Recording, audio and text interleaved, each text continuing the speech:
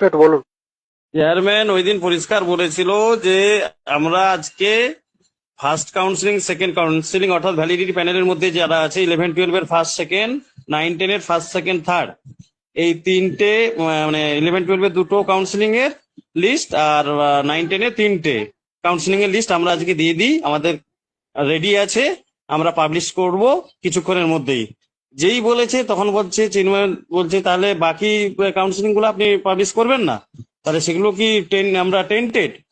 তখন চেয়ারম্যান বলছেন আরে টেন্টেড বলে নয়, ওটা ভ্যালিডিটি প্যানেলের মধ্যে নেই, তাই আমরা পরে ভাবছি এই লিস্টটা বের করে সার্টিফাই করে আমরা কোর্টের কাছে জমা দিয়ে এদেরকে বাঁচিয়ে দিই, তারপরে বাকিগুলো অটোমেটিকলি ভাবে বেরিয়ে যাবে। তখন ও বলছে আমি কোনোভাবেই বের করতে দেব না। ঠিক আছে, যদি বেরোলে সবাই সব কাউন্সিলিং এর বের করতে হবে, না হলে কোনো কাউন্সিলিং এর বের করানো যাবে না। আর যদি বের করান তো আমি আগুন লাগিয়ে দেবো এখানে, বলেই চিৎকার চেঁচামেচি শুরু করে দিল।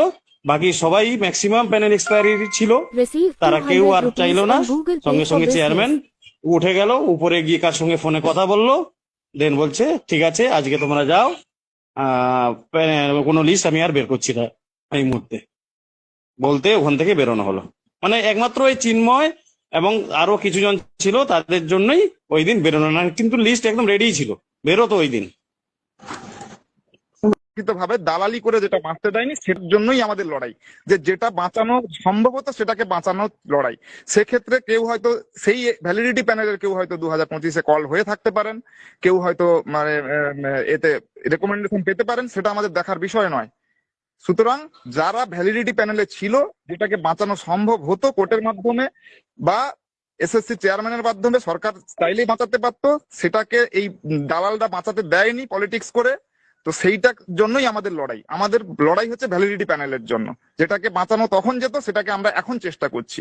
সেটা আমাদেরকে সরকারের কাছে দরবার এটা করবো। এটা এটা কিন্তু আপনি একটা পোর্শন বললেন যে তখন যদি ভ্যালিডিটি প্যানেল বাঁচতো, এক একটা করে কিন্তু পরপর কাউন্সিলিং বেঁচে যেত। কিন্তু ওই যে পরপর এরকম পুরো প্যানেল যে আমাদের শেষ হয়ে গেল, চেয়ারম্যান বলেছিল পরিষ্কার ওই দিন চেয়ারম্যান পরিষ্কার বলেছিল বেঁচে গেলেই পরের কাউন্সিলিং গুলো বাঁচবে,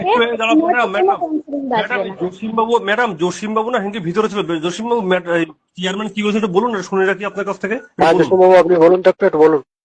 চেয়ারম্যান ওই দিন পরিষ্কার বলেছিল যে আমরা আজকে ফার্স্ট কাউন্সিলিং, সেকেন্ড কাউন্সিলিং অর্থাৎ ভ্যালিডিটি প্যানেলের মধ্যে যারা আছে 11-12 এর ফার্স্ট সেকেন্ড, 9-10 এর ফার্স্ট সেকেন্ড থার্ড, এই তিনটে মানে 11-12 এর দুটো কাউন্সিলিং এর লিস্ট আর 9-10 এর তিনটে কাউন্সিলিং এর লিস্ট আমরা আজকে দিয়ে দিই। আমাদের রেডি আছে, আমরা পাবলিশ করব কিছুক্ষণের মধ্যেই। যেই বলেছে তখন বলছে চিন্ময় বলছে তাহলে বাকি কাউন্সিলিং গুলো আপনি পাবলিশ করবেন না, তাহলে সেগুলো কি আমরা টেন্টেড? তখন চেয়ারম্যান বলছেন আরে টেন্টেড বলে নয়, ওটা ভ্যালিডিটি প্যানেলের মধ্যে নেই, তাই আমরা পরে ভাবছি এই লিস্টটা বের করে সার্টিফাই করে আমরা কোর্টের কাছে জমা দিয়ে এদেরকে বাঁচিয়ে দিই, তারপরে বাকিগুলো অটোমেটিকলি ভাবে বেরিয়ে যাবে। তখন ও বলছে আমি কোনোভাবেই বের করতে দেব না।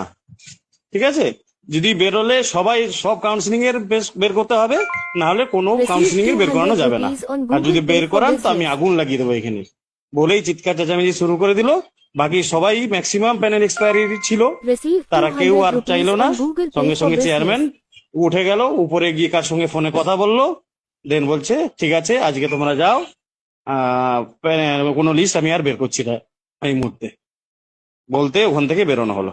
মানে একমাত্র ওই চিন্ময় এবং আরো কিছু জন ছিল তাদের জন্যই ওই দিন বেরোনো, না কিন্তু লিস্ট একদম রেডি ছিল, বেরোতো ওই দিন।